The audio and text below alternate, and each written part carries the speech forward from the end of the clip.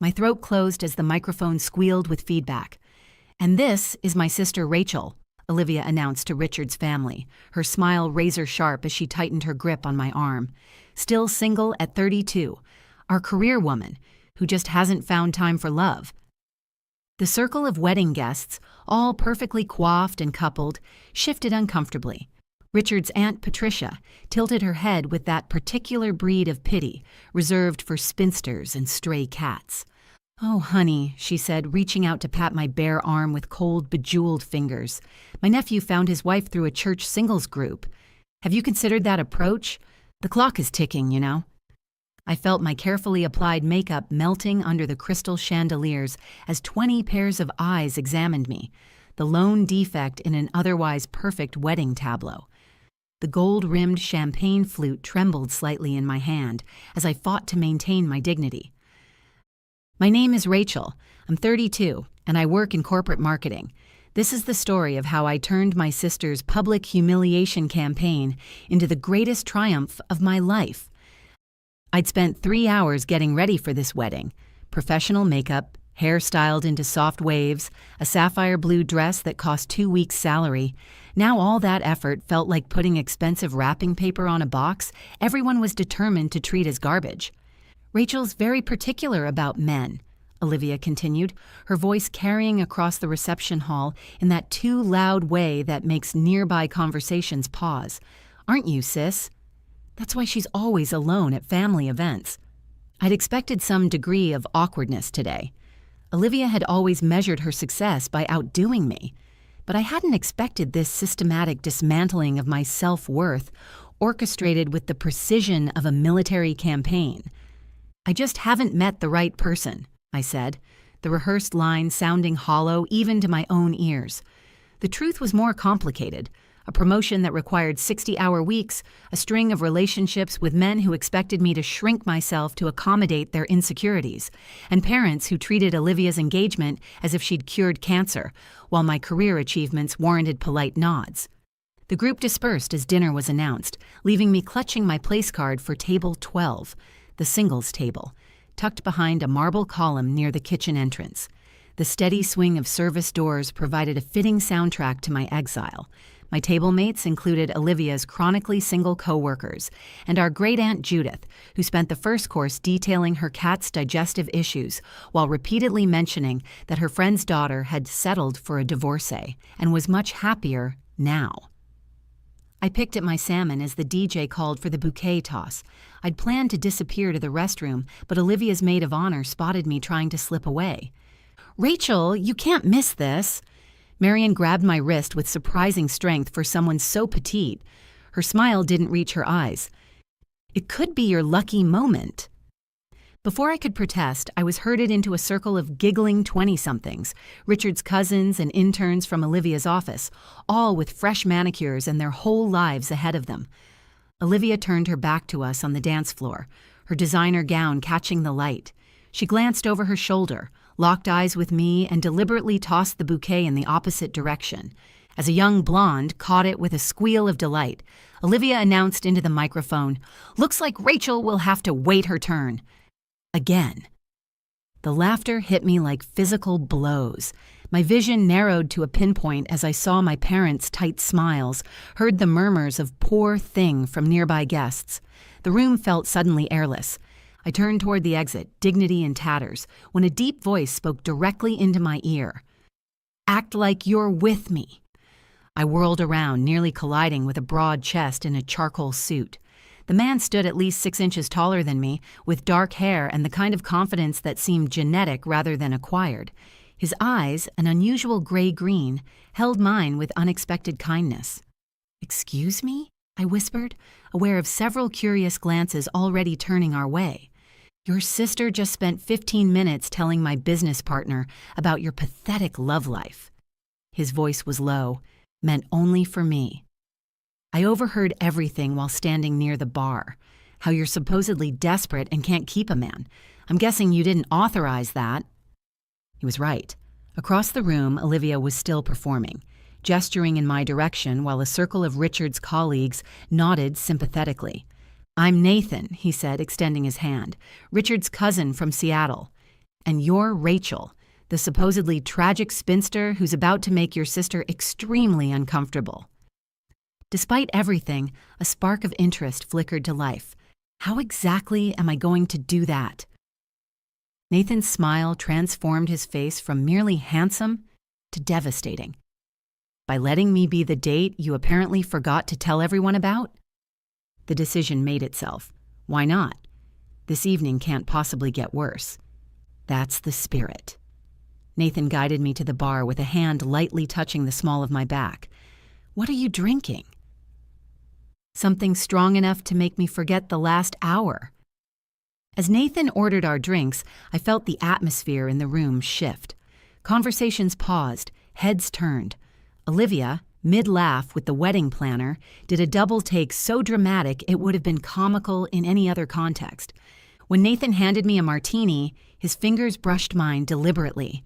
He leaned in close as if sharing a secret, and suddenly we were the most fascinating people in the room. Olivia materialized at our side with the focused intensity of a heat-seeking missile. "Rachel!" Her voice was pitched higher than normal. "I didn't know you knew Nathan." "Old friends," Nathan replied smoothly, his hand resting casually on the back of my chair. "We lost touch for a while, but some connections never really fade." I watched my sister's perfect composure fracture slightly, her eyes darting between us with naked confusion. "Really? You never mentioned knowing Richard's family." I took a slow sip of my martini, savoring the moment. I try to keep my private life private. You know how I am about boundaries. The irony hung in the air between us. After an evening of broadcasting my romantic failures to anyone who would listen, Olivia was now desperate for information I wasn't providing. "How wonderful," she said, her smile tight. "How long have you two been reconnecting?" "Long enough," Nathan answered, the deliberate vagueness clearly frustrating her. As Olivia walked away, the stiffness in her shoulders betraying her irritation, Nathan leaned closer. "She looks like she swallowed a lemon whole." I laughed, feeling lighter than I had all evening. She's not used to being out of control of the narrative. Good. Let's keep her guessing. For the next hour, Nathan was the perfect date I'd never brought to family functions.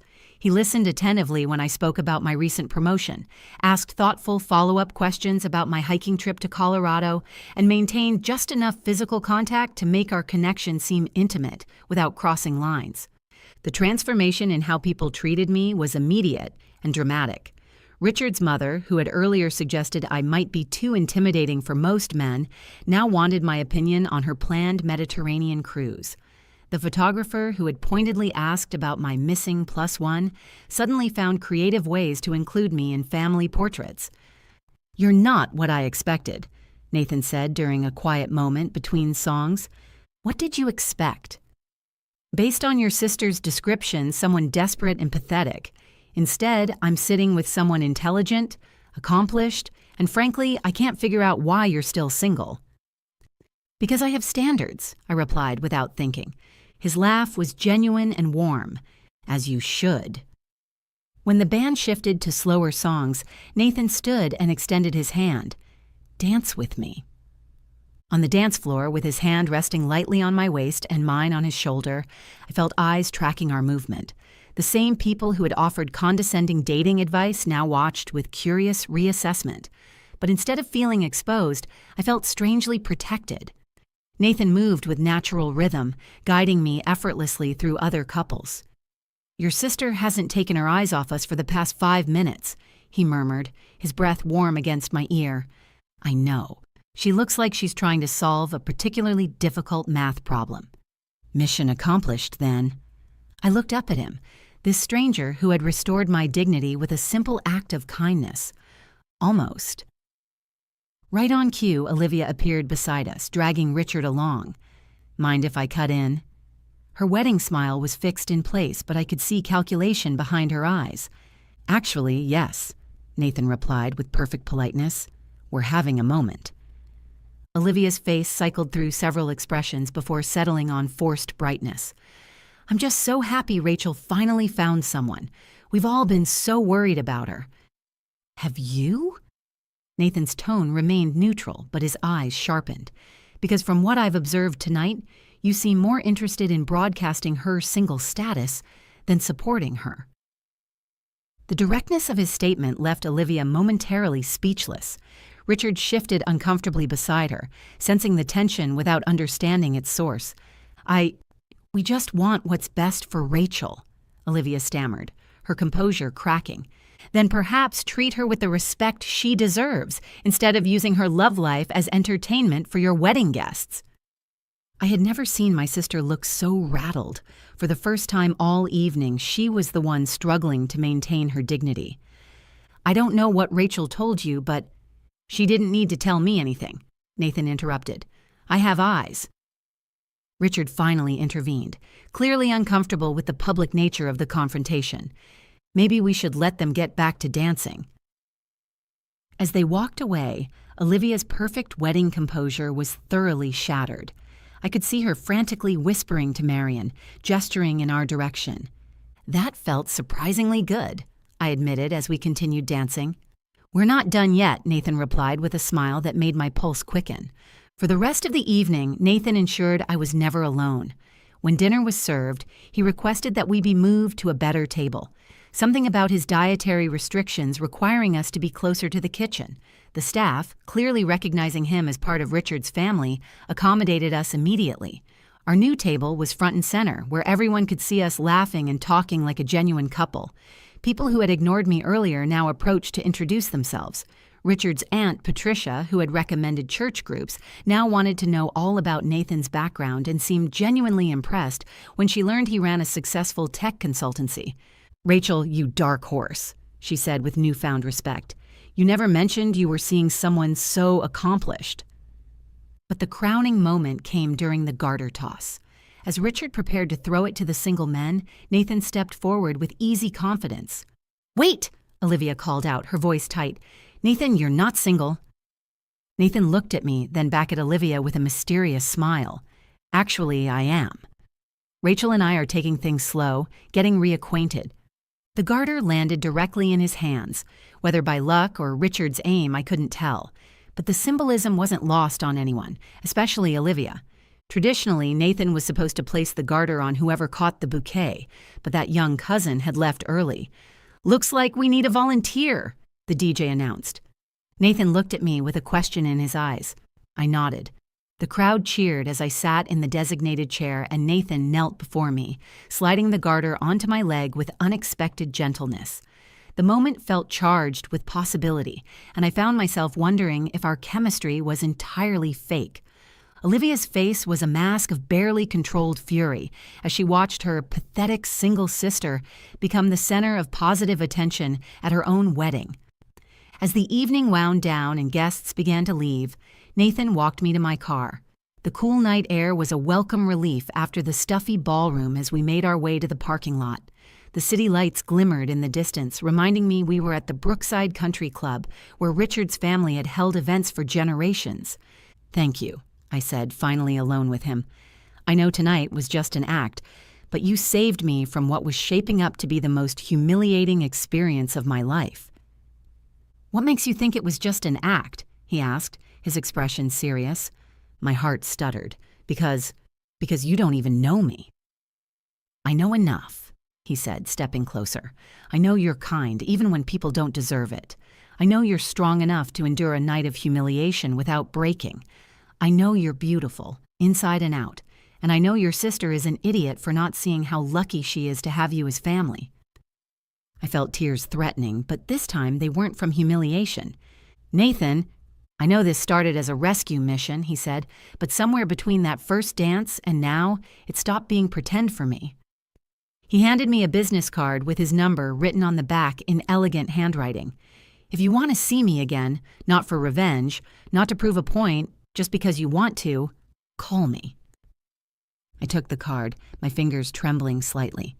"What if I want to call you tonight?" He smiled, that same confident smile that had first caught my attention. "Then I'll answer." 3 months later, Nathan and I were officially dating. 6 months after that, we moved in together. And exactly 1 year after Olivia's wedding, he proposed to me at the same venue where we'd first met. Olivia's reaction to our engagement announcement was everything I could have hoped for. The sister who had spent years making me feel inadequate for being single was now forced to watch me plan a wedding with a man who adored me and who came from an even more successful family than Richard's. But the real revenge wasn't in proving Olivia wrong about my worthiness of love. It was in realizing that I didn't need her validation anymore. Nathan's respect and genuine affection had shown me what I deserved, and I was never going to settle for less again. Our wedding was smaller than Olivia's, but infinitely more joyful. We held it at the same Brookside Country Club, which created a perfect symmetry to our story. Instead of using the occasion to humiliate anyone, we celebrated with people who genuinely wanted us to be happy. Olivia gave a speech as my maid of honor, something she'd insisted on despite our complicated history. She talked about how happy she was to see me find love, how Nathan was clearly perfect for me, how she'd always known I'd find someone special. The revisionist history was breathtaking, but I didn't care anymore. I had something more valuable than her approval. Looking back, Olivia's wedding was both the worst and the best night of my life. Her cruelty showed me how I'd been allowing people to treat me, but it also led me to Nathan. Without her humiliation, I never would have been vulnerable enough to accept help from a stranger. Sometimes the people who hurt us the most end up giving us exactly what we need to change our lives. Olivia wanted to make me feel small and pathetic. Instead, she created the perfect circumstances for me to meet my future husband. The irony is delicious. In trying to prove I was unlovable, she delivered me directly to the love of my life.